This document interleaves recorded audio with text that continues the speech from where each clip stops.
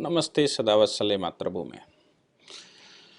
चर्चा है बलिया की।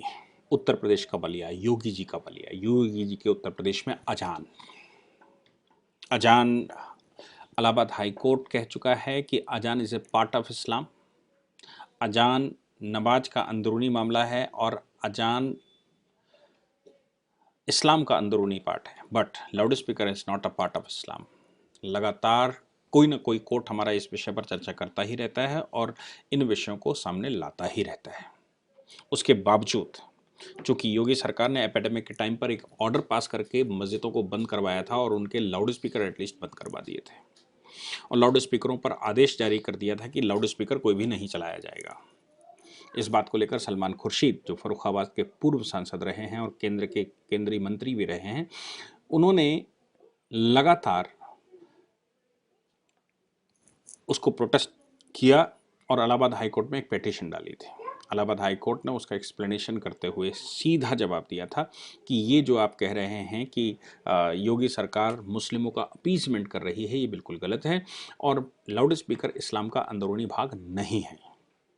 इसलिए लाउड स्पीकर को बंद करने का जो आदेश है वो एज पर कॉन्स्टिट्यूशन है, as per laws in India है, as per order of the Supreme Court है। इस बात को रिपीट करते हुए इलाहाबाद हाई कोर्ट ने बिल्कुल स्पष्ट कर दिया था। एपिडेमिक के टाइम पर सारे लाउड स्पीकर बंद रहे, लेकिन उसके बाद उत्तर प्रदेश में जब एपिडेमिक खुला तो मुसलमानों को लगा कि नहीं, वो ऑर्डर तो केवल एपिडेमिक के लिए था, इसलिए अब वो लाउड स्पीकर बजा सकते हैं। अब की बार लाउड स्पीकर जब उन्होंने बजाने शुरू किए तो एक नया इंस्ट्रूमेंट आया है जिसमें लाउड स्पीकर की आवाज़ बहुत तेज होने के बावजूद कान में वो सुनाई तो शोर तो बहुत मचाती है, लेकिन वो फटती नहीं है, लेकिन उसकी दूरी बहुत तक रहती है। आपने देखा होगा कि मस्जिदों के ऊपर वो एक पतली सी मीनार बनाते हैं, जो मीनारों से के गिरने से या मीनारों के टूटने का खतरा लगातार बना रहता है और पब्लिक आबादी जनता के बीच में वो गिरकर कभी भी जनता को नुकसान पहुंचा सकती है, ऐसा दिखाई देता है। उसके ऊपर वो चारों दिशाओं में लाउड स्पीकर बांध देते हैं, लाउड स्पीकर के भोपे, और शोर मचाने का कार्यक्रम पूरा करते हैं। इसके लिए पीछे आपको याद होगा कि डॉक्टर संगीता श्रीवास्तव, जो कि प्रयागराज यूनिवर्सिटी, इलाहाबाद यूनिवर्सिटी की वाइस चांसलर हैं, उन्होंने डिस्ट्रिक्ट मैजिस्ट्रेट को एक चिट्ठी लिखी थी। डिस्ट्रिक्ट मैजिस्ट्रेट की चिट्ठी के बाद आईजी, उस क्षेत्र के आईजी ने एक बाकायदा ऑर्डर पास किया था। लाउड स्पीकर्स को या तो उतारने के आदेश दिए गए थे, रात में 10 बजे से सुबह 6 बजे तक लाउड स्पीकर कतई न बजाने के आदेश दिए गए थे, और बाकी को इतनी तेज लाउड स्पीकर बजाने के आदेश दिए गए थे कि केवल आपके लोग सुन पाएं, लोगों को शोर ना लगे। हालांकि जब लाउड स्पीकर इस्लाम का हिस्सा ही नहीं है तो फिर लाउड स्पीकर क्यों लगातार बजें, ये भी एक बड़ी बात है। लाउड स्पीकर अगर कभी ओकेशन पर बजते हैं, ईद, बकरीद या और कोई कार्यक्रम होता है उस पर बजते हैं तो समझ में आता है, लेकिन लाउड स्पीकर रोज़ दिन में 5 बार 7 बार की नमाज होती है, उनके लिए लाउड स्पीकर बजता है, तो ये बात हजम नहीं होती कि ऐसा क्या सोचते हैं कि लाउड स्पीकर से शोर बचाते हैं। बलिया के सांसद सुर्खियों में अभी फिर से इसलिए आया क्योंकि बलिया के सांसद आनंद स्वरूप शुक्ला, हाँ, शुक्ला इस समय बड़े चर्चा में वैसे ही हैं क्योंकि रश्मि शुक्ला की चिट्ठी उद्धव ठाकरे के लिए बवाल मचाए हुए ही है और लगातार उद्धव ठाकरे के जो कुकृत्य हैं, वहाँ की सरकारों के जो अंदर के घोलमाल हैं, उनको लगातार खोल ही रहे हैं। दूसरी तरफ आनंद स्वरूप शुक्ला, जो कि उत्तर प्रदेश सरकार में संसदीय कार्य मामलों के राज्य मंत्री हैं, वो बलिया से विधायक भी हैं, उन्होंने एक चिट्ठी डिस्ट्रिक्ट मैजिस्ट्रेट बलिया को लिखी और उन्होंने कहा कि जो मदीना मस्जिद है बलिया में,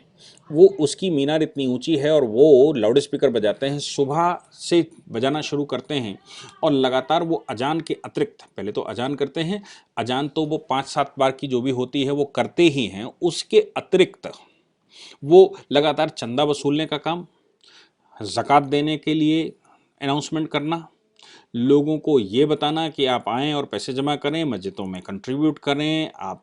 इस्लाम के लिए कंट्रीब्यूट करें, इस्लाम में क्या क्या होता है, क्या करना क्या नहीं करना, ये लगातार वो कुछ ना कुछ बेसुरी आवाज़ों में बोलते रहते हैं, जिससे कि वहाँ नहाना धोना पूजा करना भी मुश्किल हो जाता है क्योंकि इतनी तेज आवाज़ आती। दूसरा, बच्चों के एग्जामिनेशन का अभी समय है और बच्चों के एग्ज़ाम इतने डिस्टर्ब हो जाते हैं कि उन लाउड स्पीकर्स में वो कैसे पढ़ें, ये बड़ी समस्या भारत के भविष्य के लिए होती है। यानी कि भारत का भविष्य भी ख़त्म कर रहे हैं लाउड स्पीकर, और लाउड स्पीकर भारत के भविष्य को किस स्तर पर ले जा रहे हैं। आपको मैं एक बात और बता दूं कि लाउड स्पीकर्स की आवाज़ लगातार कान में पड़ने से लोग साइकेटिक भी हो जाते हैं। साइकोलॉजिकली डॉक्टर्स ये कहते हैं कि ज़्यादा शोर अगर कान में पड़ता है और लगातार पड़ता है तो व्यक्ति ऑटोमेटिकली साइकेटिक हो जाता है और कहीं ना कहीं मस्तिष्क रोग उसमें हो जाता है, जिसकी वजह से उसका भविष्य खराब हो जाता है और वो अपनी जो उसकी स्पीड है उससे काम नहीं कर पाता। अब ऐसे लाउड स्पीकर पर आनंद स्वरूप शुक्ला को चिट्ठी लिखनी पड़ती है, यानी कि प्रशासन कहाँ सोया हुआ है, क्यों सोया हुआ है। और चिट्ठियाँ अगर आम आम लोगों ने लिखी भी होंगी, जैसे मैंने खुद फर्रुखाबाद के लिए एक चिट्ठी लिखी, वो चिट्ठी पहुंची भी कि नहीं पहुंची पता नहीं, मैंने जनरल डाक से उसको भेजा, पोस्ट ऑफिस में सामान्य डाक से, वो पहुंची कि नहीं पहुंची वो सुर्खियों में तो कभी आई नहीं, और उसको लेकर डिस्ट्रिक्ट मैजिस्ट्रेट और बाकी लोगों ने कहाँ उसका क्या किया होगा कुछ पता नहीं। मैंने आपसे पीछे भी चर्चा की थी कि मैं एक वो एक पुलिस स्टेशन में फर्रुखाबाद में बैठा था, और उस पुलिस स्टेशन में उसके इंस्पेक्टर को मैंने बोला कि भैया ये लाउड स्पीकर चारों ओर से बज रहे हैं, इनका क्या। तो उन्होंने कहा आप डिस्ट्रिक्ट मजिस्ट्रेट को लिखिए, आप एसएसपी को लिखिए, वो मेरे को फॉरवर्ड कर देगा तो मैं इस पर एक्शन लूँगा। अपनी तरफ से मैं एक्शन नहीं लेता, इसलिए मैंने वो चिट्ठियाँ लिखी भी थी, लेकिन आज तक पिछले 1.5 महीने में आज तक उसका कोई हश्र, क्या हश्र हुआ कुछ पता नहीं। मैंने रजिस्टर्ड डाक से उसको इसलिए नहीं भेजा था क्योंकि मैं इतने पैसे क्यों खर्च करूँ, मैंने जनरल डाक से इन्फॉर्मेशन दी थी। ऐसा ही बलिया के सांसद ने बाकायदा चिट्ठी लिखकर उसको रिसीव डिस्ट्रिक्ट मजिस्ट्रेट को करवाया। डिस्ट्रिक्ट मैजिस्ट्रेट उस पर एक्शन लेते हैं नहीं लेते हैं, लेकिन वो चिट्ठी सुर्खियों में आ ही गई, और अब एक्शन होना स्वाभाविक भी है। मैंने उस समय भी, आपको याद होगा, जब जिस समय संगीता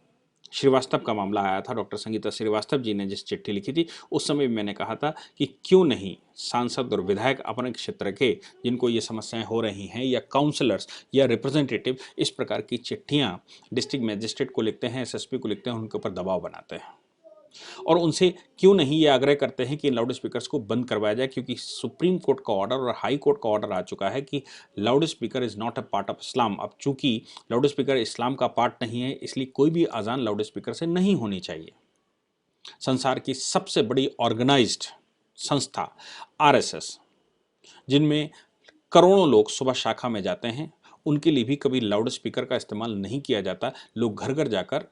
एक दूसरे को जगाते हैं, जगाने के बाद वो शाखा में लेकर जाते हैं। तो क्या ऐसा मुस्लिम मस्जिदों के लिए नहीं हो सकता कि एक व्यक्ति दूसरे को आवाज़ लगाए और अजान दे, जैसे मुल्ला अजान देता है, चिल्लाए, अड़ोस पड़ोस के 10-5 घर, 2-4 घर सुन लें, और सुनने के बाद वो बाकियों को उठाएं। किसी के मज़हब के लिए, किसी की आराधना के लिए अगर किसी को उठाना पड़ता है, तो ऐसी कैसी आराधना है जिससे ज़बरदस्ती आप आराधना करवाते हैं और आप अजान देकर बुलाते हैं। अगर अजान का समय फिक्स्ड है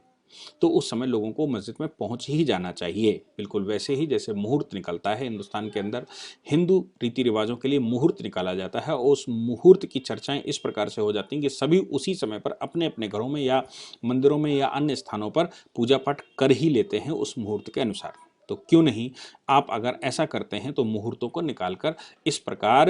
सेट करते हैं मस्तिष्क को कि लोग आएँ और दूसरों को डिस्टर्ब किए बगैर, हिंदुस्तान को डिस्टर्ब किए बगैर उनको जो इबादत करनी है वो करें। और आवश्यक नहीं है कि वो मस्जिद में ही इबादत करें, वो अपने घर में भी इबादत कर ही सकते हैं।